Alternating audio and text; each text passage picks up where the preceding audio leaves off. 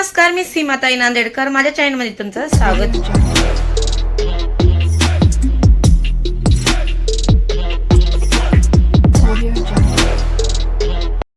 आहे. तर आजचा ब्लॉग पूर्ण बघा, का की तुम्हाला मी माहिती देणार आहे की मुंबईमध्ये मी आल्याच्या बाद मी कोणत्या रूम मध्ये राहिले आणि ती रूम का सोडले काय नाही. का की त्या रूम मध्ये मला खूप त्रास दिला घर मालकीनं. तुम्हाला प्रूफ पण दाखवते मी की पहिलं मी त्या घरामध्ये राहायला गेले होते तर एकदम भंगार घर होतं ते. असं काही थोडं चांगलं नव्हतं, संडास बाथरूम नव्हतं, काही नाही, फक्त मोरी होती आणि क्लब होता असा. तर त्याला किचन वगैरे काहीच नव्हतं, फक्त अशी चौकून भीत होती आणि एक मोरी होती, बस बाकी काहीच नव्हतं तिथं.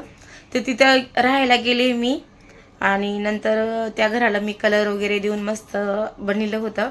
कॉकरोच, उंदरं, गोम हे सगळे असे किडे मकोडे येत होते. तर ती 4 वर्ष राहिल्याच्या बाद तिला मी बोलले की भाभी मला नवीन घर बांधून द्या आता, चांगलं नाही का. तर मग तुम्ही पहिल्याच्या ब्लॉगमध्ये बघितले असेल, मग मी 15 दिवस राहायला पण गेले होते तिथं दुसऱ्या घरी. तर ती रूम बनवली होती. तर जसं रूम बनवली त्यामध्ये संडास बाथरूम आणि रूम बनवली, छान किचन वगैरे बनवलं. तर त्या घर मालकीला खूपच डिमांड आला होता. मला हर बातला येऊन भांडत होती आणि खूप त्रास दिला होता त्यांनी.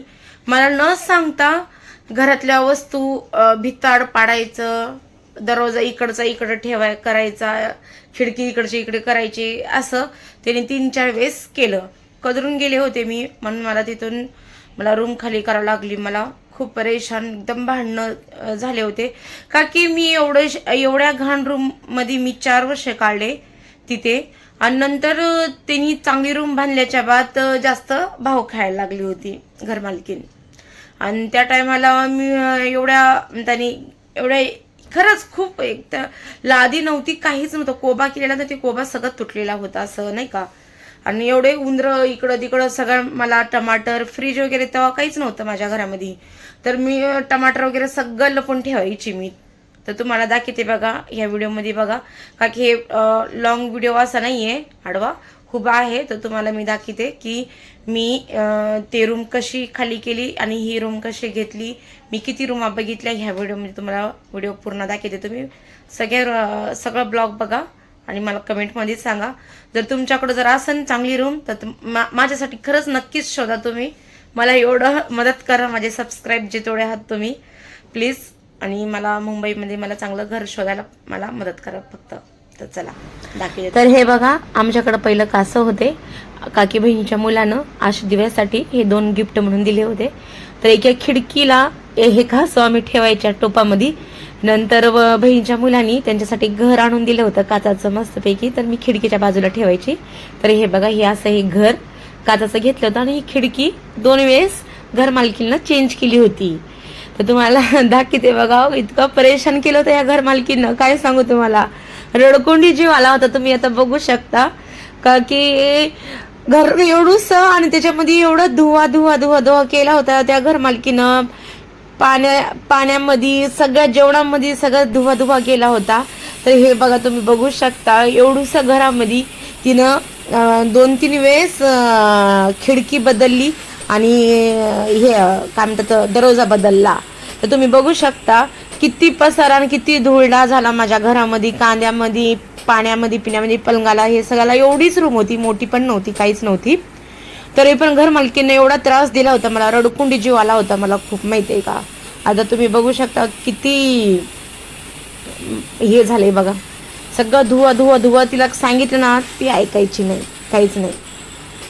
सगळ्या बघा, असं कसं राहू शकता सांगा बरं. अशा घरामध्ये एवढं आपण भाडं द्यायचं, लाईट बिल भरायचं ना, असं त्यांचा त्रास सहन करायचा. म्हणून मी ही रूम खाली केली. नंतर बघा, हे ते दरवाजा बसू लागले होते, तवा केलेला आहे. मी असे छोटे क्लिप काढून ठेवायची आठवण म्हणून, का की ह्या रूममध्ये मी 4 वर्षे राहिले. तर हे बघा, हे असं सकाळी यायचे आणि संध्याकाळपर्यंत मी स्वयंपाक वगैरे कसं करू, पोरांना खायला कसं देऊ. तर मी दुसरं रूम बघायला गेले. मग बघा, हे इथं मी दिव्याला मी बघायला गेले होते, दिवा स्टेशन माहिती आहे ना, तर त्या साईडला मी ही रूम बघायला गेले होते. मस्त रूम भेटली. पण ह्या साईडला दिव्या म्हणजे ह्या बिल्डिंगच्या साईडला खूप मोठं गटर होतं आणि दिवामध्ये कसं पाणी भरते. म्हणून ह्या साईडला मी नाही म्हणलं. पण रूम इतकी छान होती, काही त्रास नव्हता. एक हॉल किचन बेडरूम होती.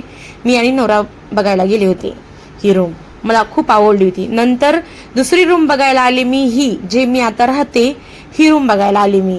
तर ही रूम मला खूप आवडली, इतकी छान होती ही रूम, मला खूप आवडली ही रूम. आणि मी लगेच टोकन दिलं आणि इथं राहायला पण आले मी.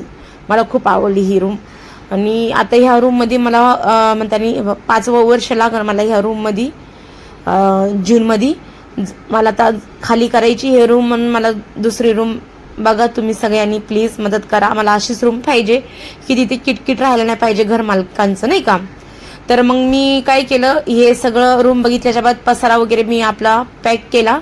बघा हे सगळा पसारा मी पॅक केला. एवढीशी रूम आहे, सगळी एकदम पसारा पॅक करून मी रूम 15 दिवसामध्ये मी खाली करून टाकली रूम.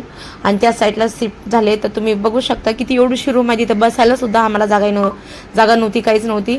तरी पण आम्ही त्या रूममध्ये एवढ्या ॲडजस्ट केल्या. आणि भाडं वगैरे देऊन टायमावर सुद्धा आम्हाला घरमालकीन भांडत होती, म्हणून मी ही रूम खाली करून टाकली.